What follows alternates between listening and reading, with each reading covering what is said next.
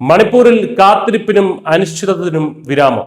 ഒരു വർഷം നീണ്ടുനിന്ന രാഷ്ട്രപതി ഭരണത്തിന് തിരശ്ശീല വീഴുന്നു. കലാപകലുഷിതമായ മണ്ണിൽ സമാധാനത്തിന്റെ പുതിയ അധ്യായം കുറിക്കാൻ BJP പുതിയ സർക്കാരിനെ പ്രഖ്യാപിച്ചു.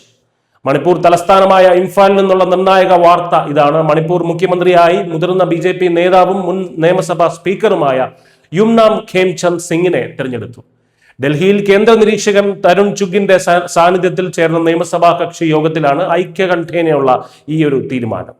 മെയ്തേ വിഭാഗത്തിൽ നിന്നുള്ള ഖേംചന്ദ് സിംഗ് മുഖ്യമന്ത്രിയാകുമ്പോൾ കുക്കി വിഭാഗത്തിൽ നിന്നുള്ള മുതിർന്ന നേതാവ് നെംച കിപ്ജൻ ഉപമുഖ്യമന്ത്രിയായിരിക്കുമെന്നും സൂചനയുണ്ട്.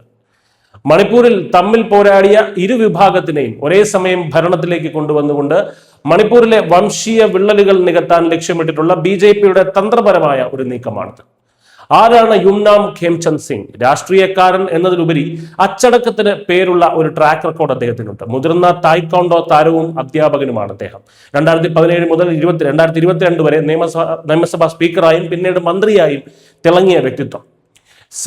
സിംഗ്ജമൈ മണ്ഡലത്തിൽ നിന്നുള്ള MLA ആയി അദ്ദേഹം സഖ്യരാഷ്ട്രീയത്തിന്റെ സമ്മർദ്ദങ്ങൾ കൈകാര്യം ചെയ്യുന്നതിൽ മുൻപ് മികവ് തെളിയിച്ചിട്ടുണ്ട്. മെയ്തേ നേതാവാണെങ്കിലും എല്ലാ വിഭാഗങ്ങൾക്കും സ്വീകാര്യനായ ഒരു സമവായ നായകൻ എന്ന നിലയിലാണ് കേന്ദ്ര നേതൃത്വം അദ്ദേഹത്തെ അവതരിപ്പിക്കുന്നത്. കഴിഞ്ഞ വർഷം ഫെബ്രുവരി 13 വംശീയ കലാപത്തെ തുടർന്ന് മണിപ്പൂരിൽ രാഷ്ട്രപതി ഭരണം ഏർപ്പെടുത്തിയത്. ബിരേൻ സിംഗ് സർക്കാരിന്റെ രാജിയെ തുടർന്ന് ഭരണസ്തംഭനം നേരിട്ട സംസ്ഥാനത്ത് ഫെബ്രുവരി 13 രാഷ്ട്രപതി ഭരണത്തിന്റെ കാലാവധി അവസാനിക്കാനിരിക്കെയാണ് ഈ ഒരു തിരക്കിട്ട നീക്കം. കേന്ദ്ര ആഭ്യന്തരമന്ത്രി അമിത്ഷായുടെ നേരിട്ടുള്ള മേൽനോട്ടത്തിൽ നടന്ന ചർച്ചകൾക്കൊടുവിലാണ് ഇരു സമുദായങ്ങളെയും കൂട്ടിയിണക്കി പുതിയൊരു ഭരണകൂടം വരുന്നത്.